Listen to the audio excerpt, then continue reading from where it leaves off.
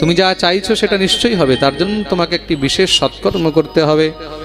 एतदर्थं तु सत्कर्म सुरर्षे त्वं समाचर तत्ते कर्माभिधास्यन्ति साधवः साधुभूषणा।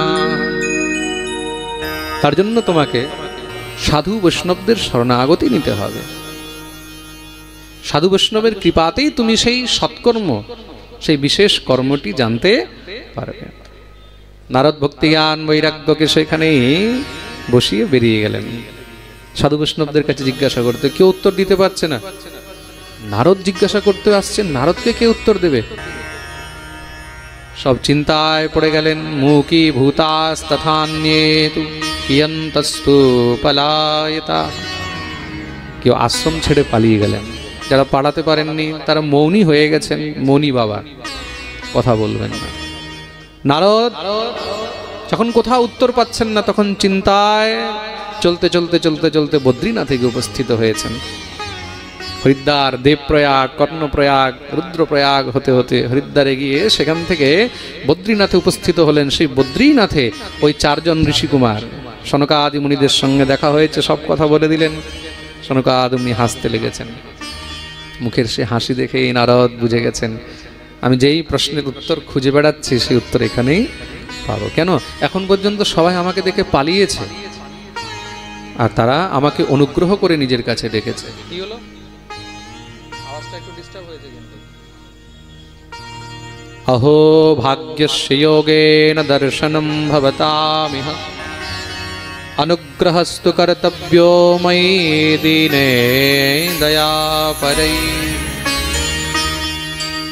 আপনারা অনুগ্রহ করে কৃপা করে আমাকে দর্শন দিয়েছেন। প্রভু, জ্ঞান বৈরাগ্যের উদ্ধার কি করে হবে, আমাকে সেই উপায় বলো। 4 জন ঋষিকুমার বললেন, চিন্তা করো না দেবর্ষি, আমরাই সেই উপায় বলবো। মা চিন্তাম কুরু দেবর্ষে হর্ষম চিত্তে সমাবহ উপায়ঃ সুখ সাধ্যোত্র বর্ততে পূর্ব এব হি। এই উপায় আগে থেকেই রয়েছে। কি উপায়? কোন সৎকর্ম? সৎকর্ম সূচকো নূনম জ্ঞান যজ্ঞ স্মৃতো বোধৈ শ্রীমদ্ভাগবতালাপঃ সতু গীতঃ শুকাদিভিঃ। সেই সৎকর্ম হলো শ্রীমদ্ ভাগবত। বলিয়ে ভাগবত ভগবান কি। তার নাম হলো শ্রীমদ্ ভাগবত। ভাগবত সপ্তাহ জ্ঞানযজ্ঞের আয়োজন করতে হবে। প্রভু, এই আয়োজন কোথায় হবে? গঙ্গাদ্বার সমীপে তু তটম আনন্দনামকম নানা ঋষিগণৈর্জুষ্টম দেবসিদ্ধ নিষেবিতম। গঙ্গার দ্বার, যেটাকে আমরা হরিদ্বার বলে থাকি, সেখানে আনন্দ ঘাটে বসে আমরা শ্রী হরিকথা শ্রবণ করি। হরিদ্বার তো আপনারা অনেকেই গেছেন হবে। কে কে হরিদ্বার গেছে একটু হাত উপরে করো তো দেখে। আচ্ছা, অনেক ভক্তরা আছে। যারা যায়নি, ইসলামপুরের ভক্তরা একটু মাঝে মাঝে বাইরে ঘুরে আসবে, বেরিয়ে আসবে, তীর্থ দর্শন করে আসবে। হরিদ্বার খুব সুন্দর জায়গা। হ্যাঁ, গঙ্গার এই পারে মনসা দেবী, ওই পারে চণ্ডী দেবী। মাঝখানে হলো কনকখল মন্দিরের সঙ্গে, যেখানে দক্ষ প্রজাপতি যজ্ঞ করেছিল। দক্ষ মন্দির আছে না? এখানে আসার আগে আমি হরিদ্বারে ছিলাম। হরিদ্বার ঋষিকেশ দর্শন করছিলাম। খুব সুন্দর জায়গা। সে হরিদ্বারে গঙ্গার তটে বসে সেখানে আমরা ভাগবতের আয়োজন করব। আর যাকে পাবে সমস্ত সব ভক্তদেরকে নিমন্ত্রণ করবে। কেন? ভাগবতের নিয়ম, হরিভক্তদেরকে আগে নিমন্ত্রণ করতে হয়। নারদ প্রণাম করে বেরিয়ে গেলেন, সবাইকে নিমন্ত্রণ করছেন, আপনারাও আসবেন, আপনারাও আসবেন। কোথায়?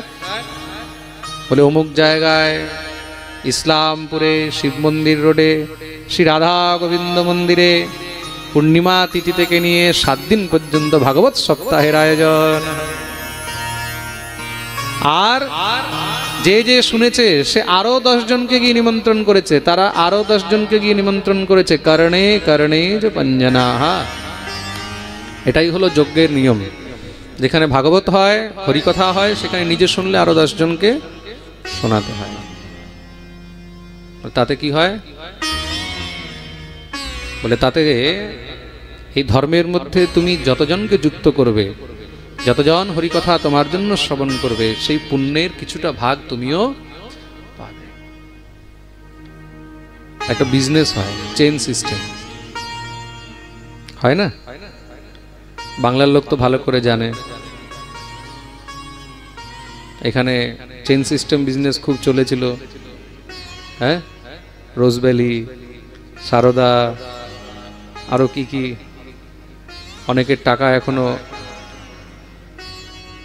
পাতালের মধ্যে আছে। প্রেম সে বলো, বলে তুমি আগে অ্যাকাউন্ট খোলো, আরো 10 জনকে খোলাও, তাহলে তুমি এত টাকা পার্সেন্ট পাবে, তাই তো? এগুলো চেইন সিস্টেম বিজনেস। একজন আমার কাছে এসেছিল, এক ভক্ত, বলে মহারাজ আপনিও কিছু টাকা রাখুন। বললাম কি হবে? বলে 5 বছরে ডাবল হবে। 10 বছর হয়ে গেছে, এখনো আমিও পাইনি।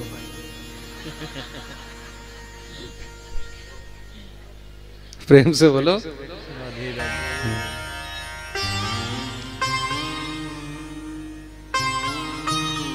হরি কথা স্পর্শ মাত্রই কিন্তু এখানে লাভ। সৎসঙ্গমম চ লভতে। যত ধর্মের প্রচার হয়, যত জীবের অন্তরে হরিকথার প্রচার হয়, তার লাভ তুমি পাবে। কেন? যত ভক্ত বাড়বে তত ভক্ত সঙ্গ বাড়বে, তাই তো? তুমি আজকে ঘরে উৎসব করছো, অনুষ্ঠান করছো, ভক্ত পাচ্ছ না, কিন্তু যদি তোমার আশেপাশে ভক্ত সংখ্যা বাড়ে, তখন কি হবে? আনন্দ আরো বাড়ে, নিজের দল ভারী হবে, তাই তো?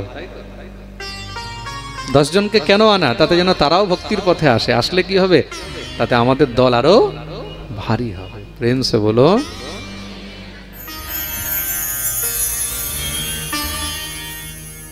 তুমি একা মালা পরে ঘুরছো, একা তুমি হাতের মধ্যে জপের মালা নিয়ে ঘুরছো, দেখা গেল 10 জন তোমাকে কিছু বলছে, কেউ টিটকারি করছে, কিন্তু তোমার সঙ্গে যখন আরো 20 জন চলবে, তখন কেউ কিছু বলতে পারবে?